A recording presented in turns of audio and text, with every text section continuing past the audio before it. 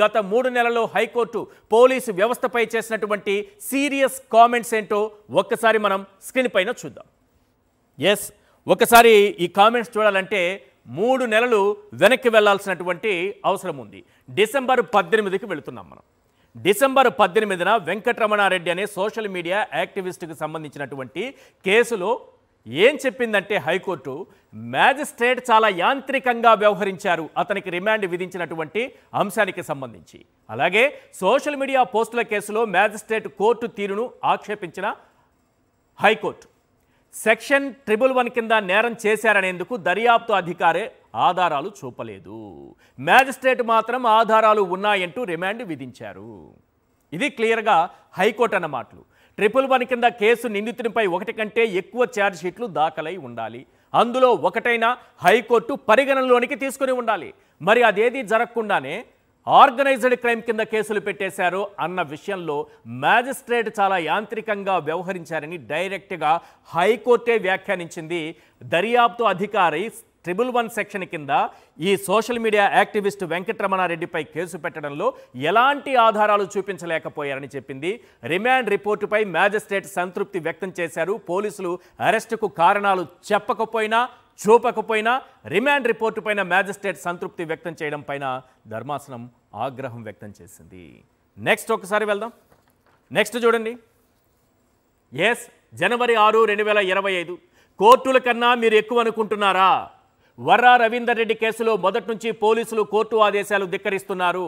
Case తీవ్రత అర్థమవుతున్నట్లు లేదు మీకు. ఆరోపణలు నిజమని తెలితే పర్యవసానాలు తప్పవు. ఎందుకు? వర్రా రవీందర్ రెడ్డిని ఎప్పుడు నిర్బంధంలోకి తీసుకున్నారు, ఎప్పుడు అరెస్టు చూపారు, ఆయనపై 3rd డిగ్రీ ప్రయోగించారా? ఇలాంటి ప్రశ్నలు అడిగినప్పుడు సరైన సమాధానం చెప్పకుండా, వాటికి సూటిగా సమాధానం చెప్పకుండా పోలీసులు తప్పించుకునే ప్రయత్నం చేయటం పైన కోర్టు అన్నటువంటి హైకోర్టు అన్నటువంటి మాటలేవి. అవాస్తవాలతో కోర్టును సైతం తప్పుదోవ పట్టిస్తున్నారని హైకోర్టు వ్యాఖ్యానించింది. నవంబర్ 8న రవీందర్ రెడ్డిని అదుపులోకి తీసుకున్నారా లేదా అన్న విషయంపైన పోలీసులు మాట్లాడడం లేదు. ముందుగానే అదుపులోకి తీసుకోవడం, తమ అదుపులో 3-4 రోజులు ఉంచుకున్న తరువాత వారిని మ్యాజిస్ట్రేట్ ముందు హాజరుపరచడం జరుగుతోంది. రైట్. నెక్స్ట్, ఫిబ్రవరి 11న ఏముందంటే, పోలీసులకు మా ఆదేశాలంటే గౌరవం లేదు, మేము ఎన్నిసార్లు చెప్పినా ఏం చెప్పినా గౌరవం లేకుండా ప్రవర్తిస్తున్నారని సాక్షాత్తు హైకోర్టే వ్యాఖ్యానించిందంటే పరిస్థితి ఎలా ఉందో అర్థం చేసుకోవచ్చు. మేము అడిగినప్పుడే సీసీటీవీ ఫుటేజీ ఎలా మాయమైపోతుంది, మిస్టీరియస్గా కనిపించకుండా పోతుందని హైకోర్టు ఆగ్రహం వ్యక్తం చేసింది. కోర్టు అడిగినప్పుడు సీసీటీవీ ఫుటేజ్, ఎందుకంటే కటారి గోపిరాజు నవంబర్ 3న అతన్ని అక్రమంగా అదుపులోకి తీసుకున్నారని, అతను ఎక్కడున్నాడనేది, ఏ స్టేషన్లో ఉంచారనేది చెప్పాలంటూ అతనికి సంబంధించినటువంటి కుటుంబ సభ్యులు హైకోర్టును ఆశ్రయిస్తే అతన్ని నవంబర్ 7న అరెస్ట్ చేసినట్టు చూపించారు. అప్పుడు హైకోర్టు ఏం చెప్పిందంటే, నవంబర్ 2 నుంచి 8వ తేదీ వరకు మీరు అరెస్ట్ చేయలేదన్నారు కదా, 7వ తేదీ అరెస్ట్ చేశామన్నారు కదా, 2 నుంచి 8వ తేదీ వరకు సీసీటీవీ ఫుటేజ్ మా ముందు పెట్టండి అన్నది. సీసీటీవీ ఫుటేజ్ పెట్టమంటే ఏం చెప్పారో తెలుసా? కోతుల వల్ల కాలిపోయాయి, ఫుటేజీ కాలిపోయింది, కోతులు కొరికేశాయని పోలీసులు చెప్పారు. ఇది సార్, ఈ రాష్ట్రంలో హైకోర్టుకు పోలీసులు చెబుతున్న సమాచారం, ఇస్తున్న సమాచారం, చెబుతున్న సమాధానం ఏంటంటే, సీసీటీవీని మేమే వచ్చి పరిశీలిస్తాం మీరు కానీ తీసుకురాకపోతే. అంటే సార్ మీరు రావాల్సిన అవసరం లేదు, ఇది కోతులు కొరికేసే, మొత్తం ఫుటేజ్ మొత్తం కాలిపోయిందని చెప్పారు. అంటే ఎప్పుడైతే హైకోర్టు అడుగుతుందో అప్పుడు సీసీటీవీ ఫుటేజ్ని కోతులు వచ్చి కొరికి వెళ్ళిపోతాయి. ఇది అందుకే అంది హైకోర్టు, పోలీసులకు మా ఆదేశాలంటే గౌరవం లేదని.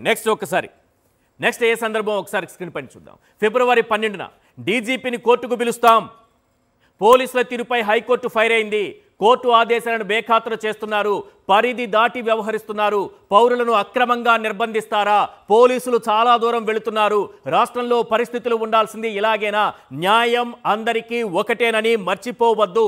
బోసా రమణ సోషల్ మీడియా యాక్టివిస్ట్, అతనికి సంబంధించి అరెస్ట్ చేసిన తర్వాత, అక్రమంగా అదుపులోకి తీసుకున్న తర్వాత ఎక్కడున్నారో తెలియని పరిస్థితుల్లో అతని కుటుంబ సభ్యులు హెబియస్ కార్పస్ వేసిన తరువాత ఒక్కొక్కసారి ఒక్కొక్క పోలీస్ స్టేషన్ పేరు చెబుతూ వస్తే హైకోర్టు ఆగ్రహం వ్యక్తం చేసింది. ఆ సమయంలో డీజీపీని కోర్టుకు పిలుస్తాం, మా ఆదేశాలను బేఖాతరు చేస్తున్నారని స్వయంగా హైకోర్టు వ్యాఖ్యానించింది.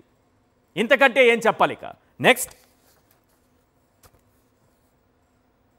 ఫిబ్రవరి 18, 2025 కేసులు పెట్టడం, లోపలేయడం, కొట్టడం. ఏం జరుగుతోంది రాష్ట్రంలో, పోలీసు వ్యవస్థ ఏం చేస్తోందనడానికి హైకోర్టే చెప్పింది. మీరేం చేస్తున్నారంటే కేసులు పెట్టడం, లోపలేయడం, కొట్టడం, ఇవి తప్ప మీరేం చేస్తున్నారు? దర్యాప్తు ఎక్కడ చేస్తున్నారు? కోర్టు ఆదేశాలను చాలా తేలిగ్గా తీసుకుంటున్నారు, దర్యాప్తు చేయటం లేదు. ఇలాంటి తీరును సహించేదే లేదు అంటూ పోలీసుల తీరుపైన ఆగ్రహం వ్యక్తం చేసింది. ఎందుకంటే ఇంతకుముందు నేను చెప్పిన బొత్స వెంకటరమణ అనేటటువంటి వ్యక్తి సోషల్ మీడియా యాక్టివిస్ట్ కేసులో ఇంతకుముందు ఏం వ్యాఖ్యానించిందో అదే కేసులో కేసులు పెట్టడం, లోపలేయడం, కొట్టడం, ఈ తప్ప మీరేం చేస్తున్నారని క్వశ్చన్ చేసింది. అతని పైన 27 కేసులు పెట్టారు. 1 కాదు 2 కాదు, 27 కేసులు పెట్టారు. నెక్స్ట్ ఫిబ్రవరి 25, 2025 పోలీసులు తప్పుల మీద తప్పులు చేస్తున్నారు. హైకోర్టు సార్, ఈ వ్యాఖ్యలన్నది రాష్ట్ర హైకోర్టు పోలీసు వ్యవస్థను ఉద్దేశించి డీజీపీ పోస్టుపై గౌరవంతో మేము నియంత్రించుకుంటున్నాం ఘాటు వ్యాఖ్యలు చేసిన high court. Social media activist Ramana arrest విషయంలో డీజీపీ నుంచి నివేదిక ఆశించాం. రాతపూర్వకంగా ఆదేశాలు ఇస్తేనే నివేదిక ఇస్తామంటే అలాగే చేస్తాం. మేము మాటతో చెప్పిన దాన్ని కాదు, మీరు మాకు రాతపూర్వకంగానే కావాలంటే అలాగే ఇస్తాం. మాకు నివేదిక కావాలి. బొత్స వెంకటరమణ విషయంలో ఏం జరిగింది? 27 కేసులు పెట్టారు. అతని కేసులకు సంబంధించి చాలా క్లియర్గా మీరు లోపలేయడం, కొట్టడం, ఇవి తప్ప దర్యాప్తు చేయటం లేదు అని క్లియర్గా వ్యాఖ్యానించింది. రైట్. పరస్పర విరుద్ధంగా విశాఖ కమిషనర్, ప్రకాశం ఎస్పీ కూడా నివేదికలు ఇచ్చారని ఆగ్రహం వ్యక్తం చేసింది. నెక్స్ట్ మార్చి 11, 2025 పౌరుల స్వేచ్ఛను హరిస్తుంటే చూస్తూ ఊరుకోం. రుజువులు లేకుండా ఊహల ఆధారంగా అరెస్ట్ చేస్తారా? ఎలా పడితే అలా అరెస్ట్ చేస్తామంటే కుదరదు. పోలీసులు చట్టం కంటే ఎక్కువని భావిస్తున్నట్టున్నారు మీరు. ఇది ఎవరి విషయంలో అంటే సోషల్ మీడియా యాక్టివిస్టు వైఎస్ఆర్సీపీ నాయకులు అవుతు శ్రీధర్ రెడ్డి రిమాండ్ విషయంలో. ఒక వ్యక్తి ఒక పోస్టు పెడితే జగన్మోహన్ రెడ్డి గారిని దూషిస్తూ దానికి నువ్వు చెప్పింది కరెక్ట్ కాదు, ఇదిగో ఎవిడెన్స్ ఆధారాలతో సహా నేను పెడుతున్నాను అంటూ ఆయన పెట్టినందుకు, పోస్టు పెట్టినందుకు, జగన్మోహన్ రెడ్డి గారిని దూషించావు కదా, ఇప్పుడు దీనికి సమాధానం చెప్పు అని ఆయన పోస్టు పెట్టినందుకు ఆయన పైన కేసులు పెట్టారు. మ్యాజిస్ట్రేట్లు సైతం యాంత్రికంగా వ్యవహరిస్తున్నారు. ఇది అసలు సిసలైన పాయింట్. ప్రతి సందర్భంలో ఈ మాట అంటోంది. పోలీసులు అరెస్టు చేయడం, బిఎన్ఎస్ 111 సెక్షన్ కింద కేసులు పెట్టేయడం, మ్యాజిస్ట్రేట్ ముందు హాజరుపరచడం, ఆ రిపోర్ట్లో, రిమాండ్ రిపోర్ట్లో ఏముందో మ్యాజిస్ట్రేట్లు సరిగా చదవటం లేదని హైకోర్టు అంటోంది. వాళ్ళకి రిమాండ్ విధించేస్తున్నారు యాంత్రికంగాని. ఈ కేసులో కూడా అలాగే మాట్లాడింది. ఇంకా అత్యంత ముఖ్యమైనది ఈ కేసు గురించే మనం చర్చించుకోబోతున్నాం. ఈ కేసు వల్లే నెక్స్ట్ ఒక్కసారి ఇప్పుడు చూడబోయే కేసు చాలా ఆసక్తికరమైన కేసు. ఇదేంటంటే రీల్ పోస్ట్ చేయడం, బలవంతపు వసూలు. ఒక social media activist reel post చేశారు. రీల్ పోస్ట్ చేస్తే అతను బలవంతపు వసూళ్లకు పాల్పడుతున్నారని అతనిపైన కేసు పెట్టారు. మ్యాజిస్ట్రేట్లు పూర్తిగా యాంత్రికంగా వ్యవహరిస్తున్నారు. రిమాండ్ రిపోర్ట్లోని అంశాలను క్షుణ్ణంగా పరిశీలించడం లేదు. 300 రూపాయలు అతని జేబులో ఉంటే అతను బలవంతపు వసూళ్లకు పాల్పడుతున్నట్టుగా అతనిపైన కేసు పెట్టారు. ప్రేమ్ కుమార్ అనేటటువంటి సోషల్ మీడియా యాక్టివిస్ట్ పైన కేసులు పెట్టారు రీల్స్ పోస్ట్ చేసినందుకు. అంటే ప్రభుత్వానికి ఆగ్రహం వచ్చిందంటే బలవంతపు వసూళ్లు, అతనికి కూడా సెక్షన్ 111 కింద కేసులు పెట్టేశారు. అంటే సెక్షన్ 111 ఏం చెప్తుందో ఒకసారి వినండి. రీల్ పోస్ట్ చేసినటువంటి వ్యక్తికి పెట్టినటువంటి కేసులో సెక్షన్ 111 బిఎన్ఎస్ కిడ్నాపింగ్, దొంగతనం, వాహన దొంగతనం, బలవంతపు వసూళ్లు, కాంట్రాక్ట్ కిల్లింగ్, ఆర్థిక నేరాలు, సైబర్ నేరాలు, మానవ అక్రమ రవాణా, మాదక ద్రవ్యాలు, ఇవన్నీ వస్తాయి బిఎన్ఎస్ 111. అంటే ఒక రీల్ పోస్ట్ చేస్తే బిఎన్ఎస్ 111 సెక్షన్ కింద కేసు పెడితే ఇంత ప్రమాదకరమైనటువంటి సెక్షన్గా దీన్ని చూడాల్సి వస్తుంది. ఆర్గనైజ్డ్ క్రైమ్ కింద దాన్ని చూస్తున్నారు. అతని జేబులో 300 రూపాయలు ఉన్నాయని రిమాండ్ రిపోర్ట్లో రాస్తే 300 రూపాయలు జేబులో ఉంటే అది బలవంతపు వసూళ్ల కిందకి వస్తుందా? అందుకే చెప్తున్నా, ఎవరైనా 300 రూపాయలు జేబులో పెట్టుకున్నారంటే జాగ్రత్త పడండి, అది బలవంతపు వసూళ్ల కిందకి వచ్చినా వస్తుంది. నెక్స్ట్ మార్చి 25 నిన్న ఇదే కేసుకు సంబంధించి హద్దు మీరద్దు పోలీసు వ్యవస్థ నుంచి హైకోర్టు. పోలీసుల తీరు చూస్తుంటే మాకు బీపీ పెరిగిపోతోందనిందంటే హైకోర్టు ఏమని అర్థం చేసుకోవాలి? దీన్ని బీపీ పెరిగిపోతోందని చెప్తోంది. పోలీసులు వ్యవహరిస్తున్నటువంటి తీరు, మ్యాజిస్ట్రేట్లు రిమాండ్లు విధిస్తున్నటువంటి తీరు చూస్తే మాకు బీపీ పెరిగిపోతోంది. మ్యాజిస్ట్రేట్లు లేకపోతే హైకోర్టు అన్నది లేకపోతే న్యాయమూర్తులు కేవలం మీరు ఇచ్చినటువంటి రిపోర్ట్లు చదివేసి యాంత్రికంగా పనిచేస్తారనుకుంటున్నారేమో. గ్రౌండ్లో ఏం జరుగుతోందో మాకు తెలుసని కూడా వ్యాఖ్యానించింది. వాస్తవ పరిస్థితులు ఏంటో కూడా మాకు తెలుసని వ్యాఖ్యానించింది. పెద్దల మెప్పు కోసం పనిచేయొద్దు, సమస్య వస్తే వాళ్ళు మిమ్మల్ని కాపాడరు. ఇది గుర్తుపెట్టుకోవాలి ఎవరైనా. ఈరోజు పెద్దల మెప్పు కోసం మనం ఏదైనా తప్పుడు నిర్ణయాలు తీసుకుని అక్రమ కేసులు పెడితే వాళ్ళ మెప్పు కోసం వేధింపులకు గురి చేస్తే రేపు ఏదైనా సమస్య వస్తే వాళ్ళు మీ వెంట ఉండరు అనే విషయాన్ని గుర్తుపెట్టుకోండి. పరిధులు గుర్తిరిగి పని చేయండి. ఏం చేస్తున్నా మేము చూడనట్లు ఉండాలని మీరు భావిస్తున్నారు. పోలీసుల తీరు చూస్తుంటే మాకు బీపీ పెరిగిపోతోంది. పోలీసులనే కాదు మా మ్యాజిస్ట్రేట్లను కూడా తప్పుపట్టాలి, కాగితాల్లో ఏముందో కూడా చూడటం లేదని స్వయంగా హైకోర్టు వ్యాఖ్యానించింది.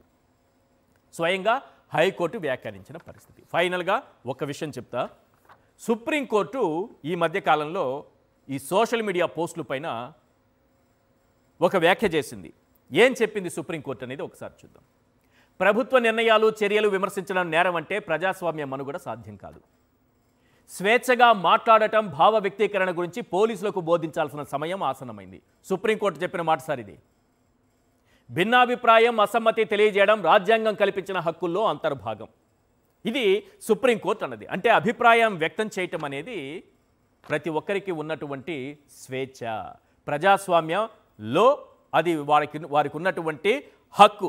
ఇప్పుడు మేము పోలీసులకు ఈ లెసన్స్ అన్నీ చెప్పాల్సినటువంటి భావ వ్యక్తీకరణ, భావ ప్రకటన స్వేచ్ఛ గురించి ఈరోజు పోలీసులకు మేము క్లాస్ తీసుకోవాల్సిన సమయం వచ్చిందేమో అన్నట్టుగా సుప్రీంకోర్టు వ్యాఖ్యానించింది. ఏ కేసు ఇది?